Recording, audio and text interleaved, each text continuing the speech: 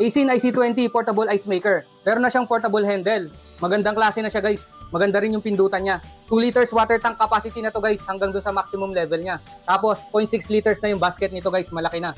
May kasama na rin siyang scooper. Kaya nito maglabas ng 9 na ice. Basta matapos nyo lang yung pre-cooling time niya which is 30 minutes. Mas malalaki na yung ice, mas magaganda na guys. Mas solid na mga idol, hindi na siya mas mabilis matunaw. 950 ml nga pala to mga lods. Ito yung gagamitin natin guys, malamig na tubig para mas malesen yung pre-cooling time niya.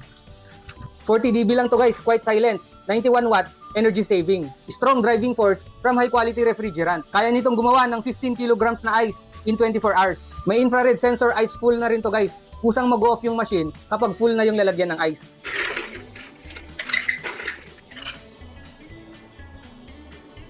Portable ice maker, Aisin IC20. Check out na mga lods!